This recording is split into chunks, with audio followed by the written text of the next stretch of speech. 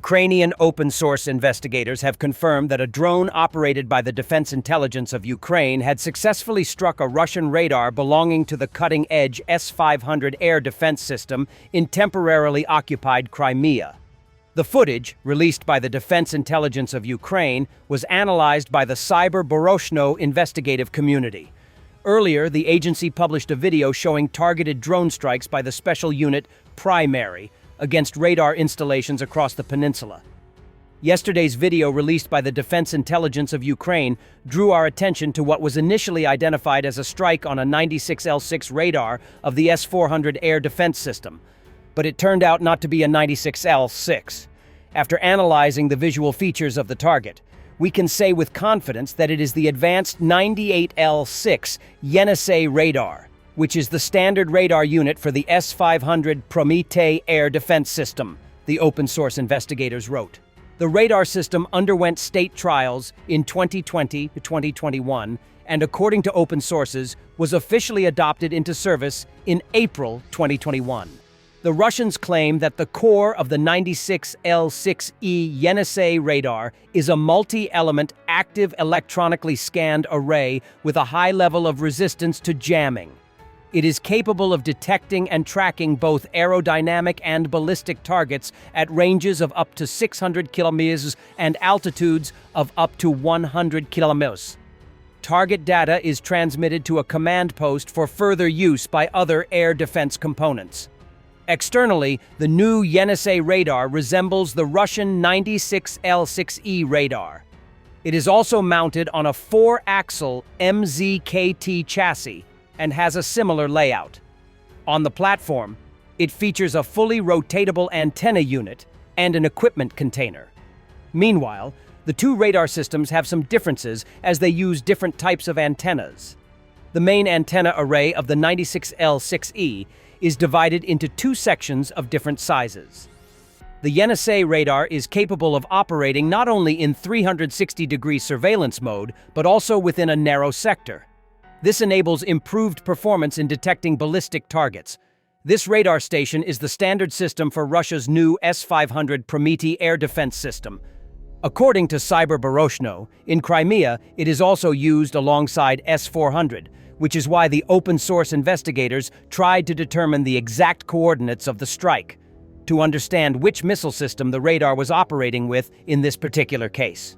Ukrainian drones also struck Russian radars that had been concealed inside special radio-transparent domes, which were built in the southern part of the Crimean Peninsula back in Soviet times. For the second time in 2025, Russia has deployed units of the newly formed 71st Guards Motor Rifle Division to Belarus. The soldiers of this formation were identified in photographs after the arrival of the first Russian military and equipment to participate in Zapad 2025. Also, more photos of them were published in the announcement of the Collective Security Treaty Organization exercises in Belarus in September this year. The 71st Guards Motor Rifle Division will be formed by reorganizing the 200th Separate Guards Motor Rifle Brigade in 2024-2025, as mentioned in the article, How Russia is Reorganizing Its Troops on Example of Increasing Pressure in Zaporizhzhia. According to open sources, the unit has been involved in the aggression against Ukraine since 2014. Some servicemen of the 200th Brigade were awarded medals for the return of Crimea, and then there were facts of participation of the unit's subunits in the battles for Luhansk, Debaltseve, and the 32nd checkpoint in 2014 to 2015. After the start of the large-scale invasion, part of the offensive was in the Kharkiv region. During the Ukrainian Armed Forces counteroffensive in September 2022 in the Kharkiv region, many pieces of equipment of the Ukrainian Defense and Security Forces Brigade were captured as trophies. Over the past decade, Russia has been transitioning to a divisional and regimental structure, as well as other organizational changes, including the restoration of the Leningrad Military District. It is in this district that the 71st Guards Motor Rifle Brigade is stationed as part of the 14th Army Corps. Read more about the structure of the district in the article by military historian Andriy Haruk. At the end of April 2025, the division's units were already moving to Belarus, as officially stated, to participate in the May 9th parade. However, according to Radio Liberty, citing information from the community of railway workers of Belarus, 28 cargo platforms with equipment were sent from Russia, and much more equipment was brought in than was shown at the parade. It is not known which units of the 71st Division were deployed to Belarus in both cases. Sources in the security and defense forces of Ukraine indicate that the division's 2 motorized rifle regiments are currently fighting separately in 2 directions and are on the offensive. 126th Coastal Defense Brigade in Chasiv Yar, 127th Motor Rifle Division in the Sumy region. The division itself continues the process of formation and is included in the number of 10 new divisions to be created in Russia by the end of this year, as stated by the Commander-in-Chief of the Armed Forces of Ukraine, Oleksandr Syrsky. Therefore, it is likely that the division's support and command and control units were transferred to Belarus. The deployment and training of these units will be an element of the combat cohesion of the division. For this purpose, the territory of Belarus will be used. Lukashenko explained why he is not helping Putin in the war against Ukraine. Russia perfectly understands that if we openly get involved in this war, we will have far more problems.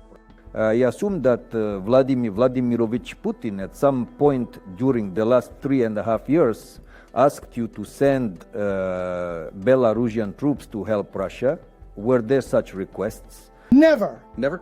Never. Russia understands perfectly well that if, and we understand even more, if we openly get involved in this war, we will have more problems. We have 1,500 kilometers of border with Ukraine. With Ukraine, How many do they have there? 900 kilometers they are fighting, another 1,500. Russia understands that it will be difficult for us to hold this border, considering that not only Ukrainians will be fighting against us on the 1,500. This will be a reason for the introduction of troops into Ukraine, even NATO troops. The fact that mercenaries, under the guise of mercenaries, will go there in large numbers. Germans, French, English, and others. Poles, that's a fact. And we will have to wage war here for 1,500 kilometers against NATO troops. We are Ayu Obo Oma Omacha. I see the logic, yes. And then Russia will have to connect 1,500 kilometers to Belarus. What's the point? Further strikes. Then no one will dare, no drones. They will hammer Belarus with missiles. It's very close. It's not to the Urals. It's very close. It's 200 kilometers. We understand this. And the Russians understand this. This is not North Korea, right?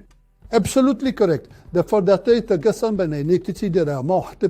is not North Korea. It's far away. It takes 20 minutes for an intercontinental missile to reach there, but here it's all 2 minutes.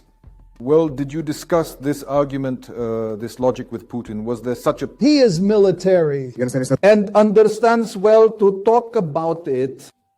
In Poland, charges have been brought against a Belarusian citizen who wanted to cooperate with the Belarusian KGB and carry out sabotage on the territory of the European Union.